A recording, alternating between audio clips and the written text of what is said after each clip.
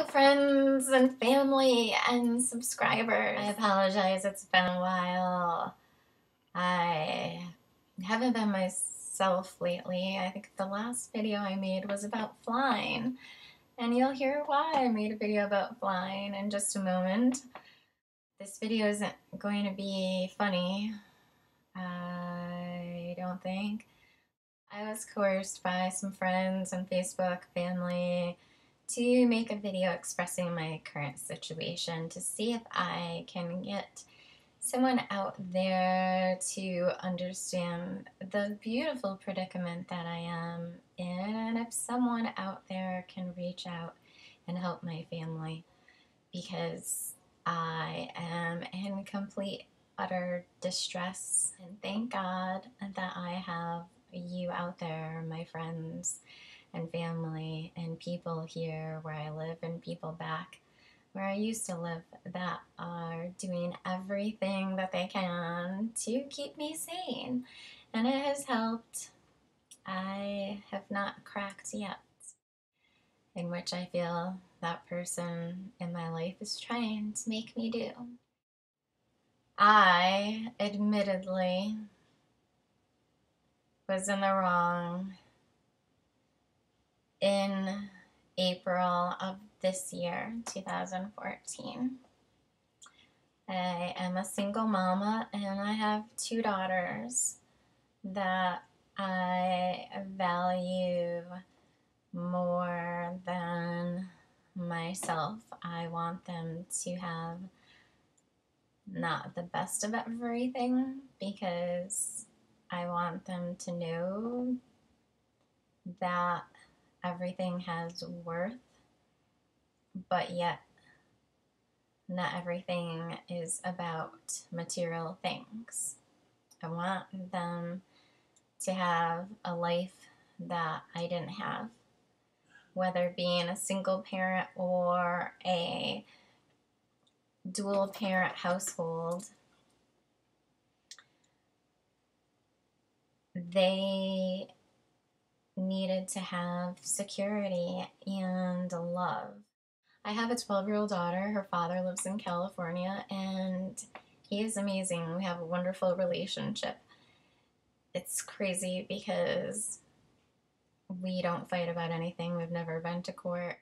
We want our daughter to be happy, and she is smart, she is stable. She has a girlfriend who is also wonderful. We get along, and that's what normal people should do, especially when there are children involved. And I believe that this world, we stress so much about our children's future, but yet what is happening right now in my life is not protecting my child whatsoever. So that's why I am reaching out. I have a 5-year-old daughter. She is with the person that I married. I was in an abusive relationship for quite some time. It's still going on. And I tried to get away. I moved to Florida. And I have documentation that will show that when we were married, I wanted to move to Florida. I moved to California before my 12-year-old was born. In my 20s, I wanted to pursue acting. I wanted to be on Mad TV. I went to California and I met a person instead. She's freaking amazing. I adore her. My life, anybody that knows me out there knows them. It revolves around my girls. I want them to have what I never had, which is just a calm life. That's all. I give them everything that I have, which I do, but also I want them to know about value and importance, and sometimes in life we have to take a stand. I wasn't divorced, took a while, 2013, separated in 2010 because my husband broke one too many restraining orders and went to jail for being abusive. My neighbors, friends, everyone knew of this, and finally that was the end. When I still had a permanent restraining order, he found a girl that lived just a couple streets away. He was always in our neighborhood, spying, close by, at the store, at the park. When his parents live a half an hour away in another town, supposedly his address. Neighbors spying on me, telling him what I'm doing. After a while, it got to be enough. I wanted to move to Florida to have a better quality of life. I've been researching it forever. I moved to California. I moved back because my family was in Mass, and it was my mom and my dad's first grandchild. I lived there for 11 years. People that know me will know that Kellie's birthday is in December, but I am a true summer girl. I love to be relaxed. I want the other half of my life, I'm 40, if I live till I'm 80, to be different. I filed a motion in 2013 in May to relocate out of state because of my permanent restraining order. My ex-husband would visit with my daughter every other weekend. He couldn't come to the house and just pick her up. It was set. I had offered him the world, the world.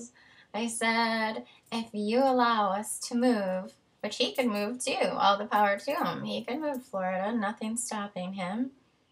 But if he allowed us to move, I was going to grant him summer visitations. So the school year in June in Florida ends about mid-month, and then the end of August, she would fly up to Massachusetts to be with him. Winter and spring vacation. I came up with this visitation plan because my best friend, who has 2 boys and their father lives in Florida, that is their arrangement. It's not unheard of. A lot of parents do it. I said he could call us. We still have a landline. That's a 413 number. When the phone number rang and I saw the caller ID, I would give the phone to her so he would not get in trouble for calling. It would be in the agreement that he could call. Skyping, Google Hangout, all of those things. I requested. That would have given him about 20 more parenting days with her than what he had now. He objected to all of these. Nope. His reason was he couldn't afford to fly her back and forth. So I also said that I would cut child support in half or terminate it completely. Just because I wanted to go. I had been looking for apartments for over a year. I found a place that would rent to me without having a job here first because I had saved my entire tax return. Didn't go out and buy new things, just wanted it as our nest egg. Our house was getting foreclosed on because it was in his name.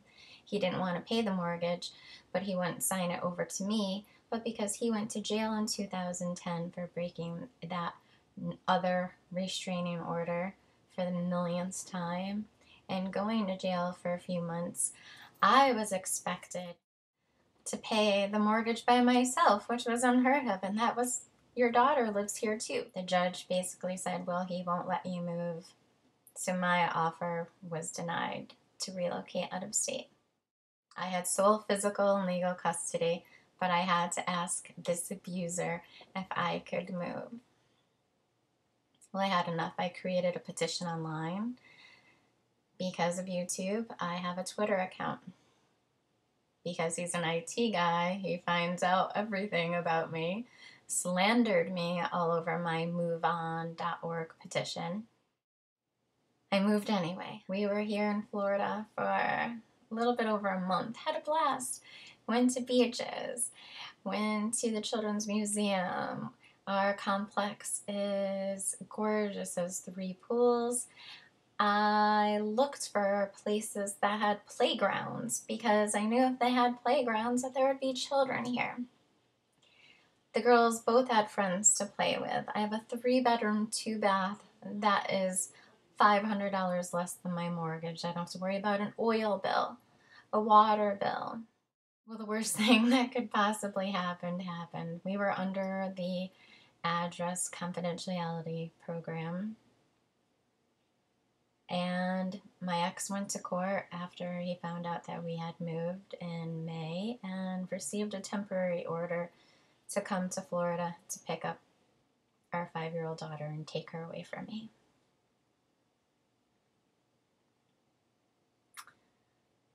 He was in court on June 3rd. He was knocking on our apartment door on June 4th. I was in my room like I am right now here, probably getting ready to make a video. And we heard a knock on the door. My 12-year-old went to the door to answer it, and I heard his voice say, "We're here to pick up my daughter. We have a court order." She slammed the door. I called 911 and waited, shaking, nervous, frightened. My daughters and her 3 friends were over. They hid in my bedroom closet. My daughter's screaming, my 5-year-old, "I don't want to go with him. I don't want to go. I don't want to go."